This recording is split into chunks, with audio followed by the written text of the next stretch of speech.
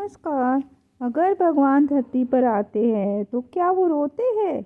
और अगर कोई बच्चा जन्म लेते ही रोने की जगह मुस्कुरा दे तो समझ लीजिए वो बच्चा साधारण नहीं है। अयोध्या के राजा दशरथ के पास सब कुछ था, सत्ता, सम्मान, समृद्धि, लेकिन एक चीज नहीं थी, वंश को आगे बढ़ाने वाला कोई पुत्र। रातों को राजा जागते थे और सिंहासन से ज्यादा उन्हें अयोध्या के भविष्य की चिंता थी।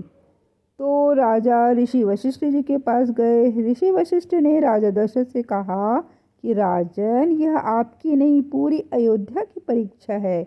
यदि आप चाहे तो देवता स्वयं समाधान देंगे।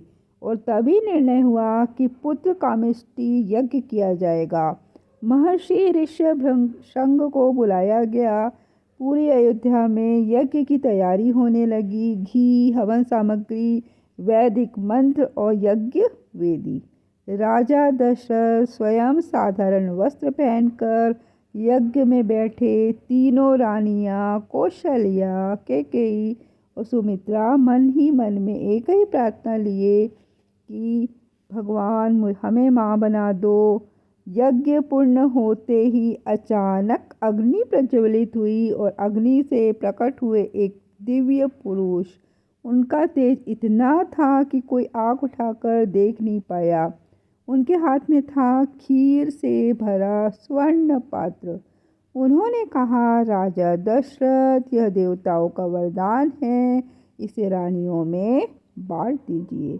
राजा के हाथ कांप रहे थे। यह खीर नहीं थी, यह भविष्य था। राजा दशरथ ने सबसे पहले माता कौशल्या को खीर दी, फिर माता कैकेयी को।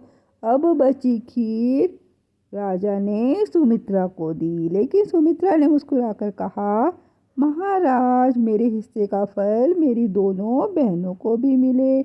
और वही हुआ। इसी कारण सुमित्रा को 2 पुत्र प्राप्त हुए, लक्ष्मण और शत्रुघ्न। शुभ समय आता है, समय बीतता है और फिर आती है चैत्र शुक्ल नवमी। मध्याह्न का समय, पुनर्वसु नक्षत्र। अयोध्या की धरती कांप उठती है। देवता पुष्प वर्षा करते हैं, गंधर्व गान करते हैं। माता कौशल्या के कक्ष से एक अद्भुत प्रकाश फैलता है और तभी श्री राम जी का जन्म होता है। लेकिन आश्चर्य तो देखिए, राम रोते नहीं हैं, वो मुस्कुराते हैं। ऐसी मुस्कान जिसमें करुणा भी है और संकल्प भी। अन्य राजकुमारों का भी जन्म होता है। कैकेयी से जन्मते हैं भरत, सुमित्रा से जन्मे लक्ष्मण और शत्रुघ्न।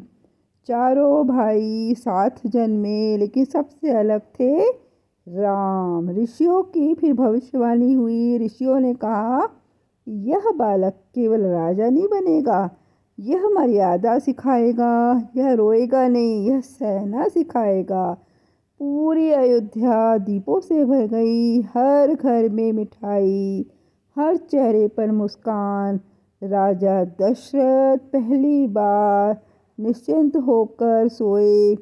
कोई नहीं जानता था कि यही बालक बन जाएगा, पत्नी से बिछड़ेगा और फिर भी धर्म नहीं छोड़ेगा। आज वो जन्मा है, कल वो मर्यादा पुरुषोत्तम राम बनेंगे। तो कैसी लगी आपको आज की जानकारी? मुझे कमेंट से अवश्य बताइएगा।